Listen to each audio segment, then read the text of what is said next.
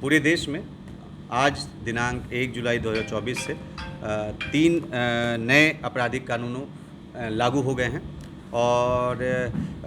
ये एक बेहद ही महत्वपूर्ण बदलाव है। इन जो तीनों नए कानूनों में मानव अधिकारों और मूल्यों पे ये आधारित हैं और इनको जब कानून बनाया जा रहा था तो इसको केंद्र बिंदु में रखा गया था। पूर्व में जो भारतीय दंड संहिता 1860 है उसके स्थान पर भारतीय न्याय संहिता 2023 लागू होगा। इसके अलावा दंड प्रक्रिया संहिता 1973 है, उसके स्थान पर भारतीय नागरिक सुरक्षा संहिता 2023 लागू किया जाएगा तथा भारतीय साक्ष्य अधिनियम 1872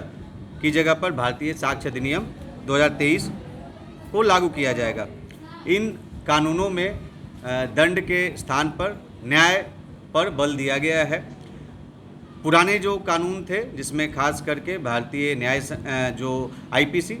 और Indian evidence act, Indian penal code तथा इंडियन एविडेंस एक्ट यह उस समय बनाए गए थे जब भारत आज़ाद नहीं था तथा उस समय जो ब्रिटिशर्स के द्वारा इन कानूनों को लागू किया गया था। लेकिन ऐसी आवश्यकता महसूस की जा रही थी कि जो ये जो कानून है इसमें कुछ प्रावधान ऐसे थे जिससे जो हमारे डेमोक्रेटिक कंट्री के जो मूल्य हैं और उसके अनुसार नहीं थे तथा जो आम नागरिकों की उसमें बातें नहीं थी। तो इसको देखते हुए भारत के लोगों के द्वारा अपने जनप्रतिनिधियों के माध्यम से भारत के लोगों के लिए यह कानून बनाया गया है और यह विक्टिम सेंट्रिक है और सिटीजन सेंट्रिक है। इसमें कई सारे ऐसे प्रावधान हैं जिसमें पीड़ित को कई सारे अधिकार दिए गए हैं, जिसमें से मुख्यतः यह है कि कोई भी व्यक्ति अब कहीं से भी अपने जो शिकायत है वो दर्ज करा सकता है, जिसमें इलेक्ट्रॉनिक मीडियम के माध्यम से भी वो दर्ज करा सकता है और किसी भी थाने में जाकर के दर्ज कराया जा सकता है। जब इलेक्ट्रॉनिक मीडियम्स के माध्यम से वो दर्ज कराएंगे कोई शिकायत तो 3 दिनों के अंदर 72 घंटे के अंदर उनको संबंधित थाने पे जा कर के उसको साइन करना होगा और शिकायत देनी होगी और आवेदन देना होगा। और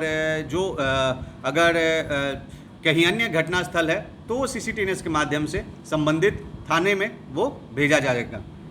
यह अभी जो साइबर और तकनीक का ज़माना आया है उसमें डिजिटल तौर पर जो विभिन्न कार्रवाई है उसके करने पे जोर दिया गया है, चाहे वो FIR की कार्रवाई है, नोटिस, समन, ट्रायल या रिकॉर्ड कीपिंग, फॉरेंसिक और केस डायरी और बयान इत्यादि सभी चीज़ें डिजिटल तौर पे की जाएंगी। तलाशी और जब्ती को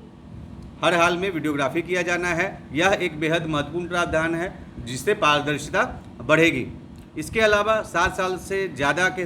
सज़ा वाले सभी कांडों में फॉरेंसिक टीम से जांच कराना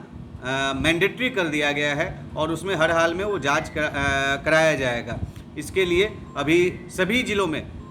जो फॉरेंसिक एक्सपर्ट्स हैं उनकी प्रतिनियुक्ति की गई है, प्लस इसके अलावा भी पूरे सभी ज़िलों में जो फॉरेंसिक इंफ्रास्ट्रक्चर है उसको बढ़ाया जा रहा है। अब हर एक चीज़ जैसा कि डिजिटल तौर पे किया जाएगा और थानों में भी इसके लिए जो पुलिस पदाधिकारी और कर्मी हैं उनको काफ़ी सशक्त किया जा रहा है। पूरे बिहार राज्य में 25,000 लोगों पुलिस पदाधिकारियों की ट्रेनिंग कराई गई है। गया जिले में ही 2000 के आसपास पुलिस पदाधिकारी एवं कर्मियों की ट्रेनिंग कराई गई है और बार बार ट्रेनिंग कराई जा रही है। इसके अलावा थानों में काफ़ी उसको मजबूत किया जाएगा, जिसमें सभी IOs को लैपटॉप और मोबाइल दिए जाएंगे और साथ में थानों में वर्क स्टेशन, डेटा सेंटर, पूछताछ कक्ष तथा रिकॉर्ड रूम और अनुसंधान हॉल इत्यादि का निर्माण अभी प्रक्रिया में है जिसको कराया जाएगा। इसके अलावा साइबर अपराध पर नियंत्रण के लिए भी जो डिजिटल सबूतों के प्रबंधन के लिए विशेष उसमें कार्रवाई की जा रही है और पूरे बिहार राज्य में 2 जगह पर साइबर फॉरेंसिक लैब्स इस्टेब्लिश किए जा रहे हैं, एक पटना में तथा दूसरा जो FSL पटना में इस्टेब्लिश किया जाएगा और दूसरा बिहार पुलिस एकेडमी नालंदा में इसको इस्टेब्लिश किया जा रहा है। तो और इन जो कानून जो नए बने हैं इसमें मुख्य रूप से नागरिक जो संबंधित नागरिक को केंद्र में रख कर के बनाया गया है और एफआईआर की जो प्रति है वो हर कोई व्यक्ति निःशुल्क प्राप्त कर सकते हैं। पीड़ित को हर हाल में 90 दिनों के अंदर उनको क्या प्रगति हुई है उनके कांडों में उसको ज़रूर बताया जाएगा। इसके अलावा जो 7 दिनों के अंदर सभी जो मेडिकल जो रिपोर्ट है वो प्राप्त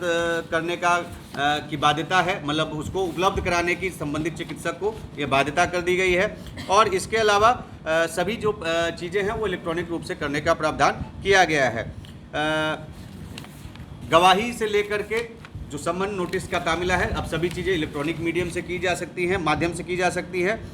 और महिलाओं और बच्चों को लेकर के काफ़ी बृहद पैमाने पर चेंज किया गया है, जिसमें कई सारे नए कानूनी धाराएं 37 नए धाराओं को जोड़ा गया है जो महिलाओं और बच्चों के अपराध से संबंधित है, जिसमें और इसको जनरल न्यूट्रल बना दिया गया है। 18 साल से अब कम के चाहे बच्चे हों या बच्चियां, उनके लिए कानून एक समान है और उसको उनको जो कानून में जो अधिकार हैं या जो सहायता है वो एक समान मिलेगी। और मुख्य रूप से इसमें एक जो महत्वपूर्ण बदलाव किया गया है वो है झूठे वादे या नकली पहचान के आधार पर यौन शोषण करने के संबंध में अब अलग से जो सेक्शन है वो बनाया गया है और इसको काफ़ी गंभीर श्रेणी में रखा गया है। इसके अलावा जो भी बलात्कार पीड़िता है उनका जो मेडिकल रिपोर्ट है वो 7 दिनों के अंदर हर हाल में जो चिकित्सकों को जांच पदाधिकारी को भेजना या अनिवार्य किया गया है। इसके अलावा छीना झपटी जो स्नैचिंग के मामले होते थे उसको लेकर के काफ़ी गंभीरता इसमें दिखाई गई है और उसको लिए पहले कोई अलग से प्रावधान नहीं था, परंतु उसको के लिए अब एक अलग से जो भारत न्याय संहिता है उसमें धारा 304 लाया गया है और वो काफ़ी गंभीर धारा है। इसके अलावा जो संगठित अपराध है उसको उस पर कड़ी कार्रवाई करने के लिए इसमें कई सारे प्रावधान किए गए हैं और इसके माध्यम से जो संगठित अपराध करने वाले हैं उन पे कड़ी कार्रवाई की जाएगी। इसके अलावा अन्य कई जो बदलाव हैं वो किए गए हैं और पुलिस की जवाबदेही और पारदर्शिता बढ़ाने के लिए जो गिरफ्तारी है उसमें